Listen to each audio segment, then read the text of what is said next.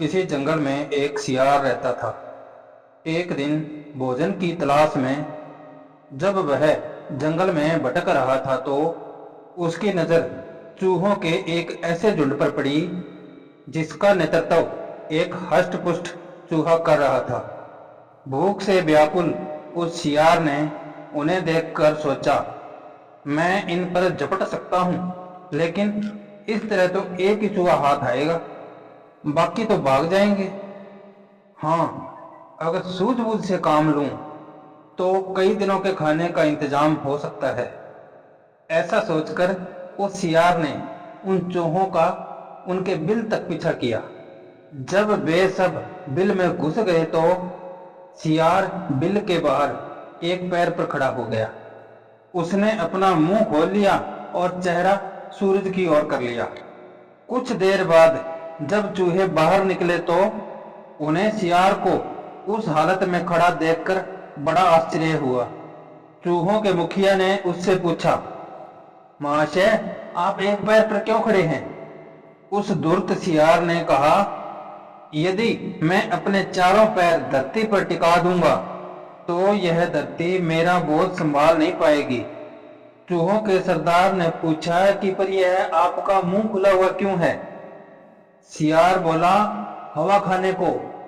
अब बस हवा ही मेरा आहार है। आपने तो अपना मुंह ऊपर की ओर उठा रखा है, इसका कारण क्या है? चूहों के मुखिया ने पूछा। सियार बोला, सूरज की पूजा के लिए। मैं सूरज की पूजा जो करता हूँ। सियार की बातें सुनकर चूहों का मुखिया बहुत प्रभावित हुआ। उसने अपने साथियों से कहा, हम कितने भाग्यशाली हैं कि एक संत हमारे बीच पधारे हैं। अब हम हर रोज सुबह शाम इनकी पूजा किया करेंगे। चूहों के मुखिया की बात सुनकर सियार मन ही मन प्रसन्नता से नाच उठा। उसने सोचा, बन गया काम, ये तो मुझे सचमुच का संत समझ बैठा है। अगली सुबह जब चूहों के बिल से बाहर आने का समय हुआ तो सियार ने जल्दी से पहले वाली मुद्रा बना ली और पहले की ही तरह एक टांग पर खड़ा हो गया। चूहे आए और उन्होंने सियार को प्रणाम किया तो सियार ने भी उनके अभिवादन का नम्रतापूर्वक उत्तर दिया। जब पूजा समाप्त करके चूहे चले गए तो सियार तेज गति से झपटा और पीछे वाले चूहे को पकड़कर उसे खा गया। यह सिलसिला कई दिन तक चलता रहा। सियार चूहे खा खा कर बहुत मोटा ताजा हो गया, लेकिन एक दिन चूहे के मुखिया को उस पर संदेह हो गया। उसने सोचा, हवा खाकर जीने वाला यह संत इतना मोटा ताजा कैसे हो गया? अभी कुछ दिन पहले तो दुबला पतला और मरियल सा था। उस दिन उसने अपने साथियों की गिनती की तो काफी चूहे संख्या में कम मिले। अब तो उसका संदेह सियार के प्रति और भी दृढ़ हो गया। वह सोचने लगा, मुझे पता लगाना ही होगा कि यह सियार इतना मोटा क्यों हो रहा है, जबकि मेरी प्रजा कम होती जा रही है। ऐसा सोचकर उसने अपने साथियों से कहा, आज तुम सब आगे चलो, मैं सबसे पीछे रहूंगा। चूहों ने वैसा ही किया। वे सब अपने मुखिया के आगे आगे चल पड़े।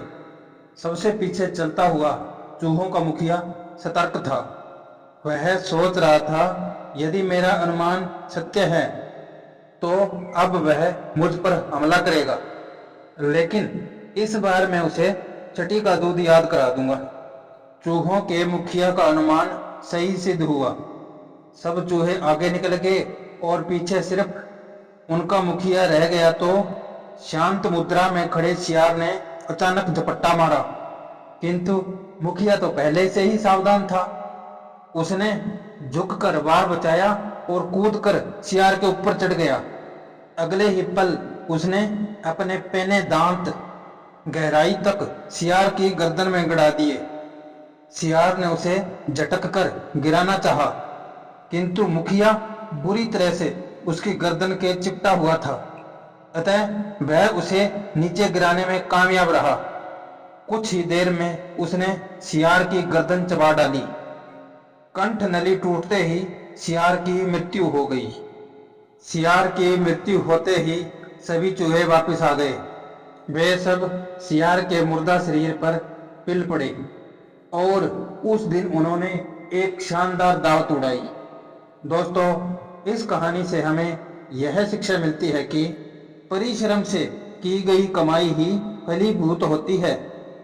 छल कपट और प्रपंच द्वारा व्यक्ति कुछ दिन तक ही काम चला सकता है, लंबे समय तक नहीं। इसलिए आदमी को छल कपट से बचना चाहिए।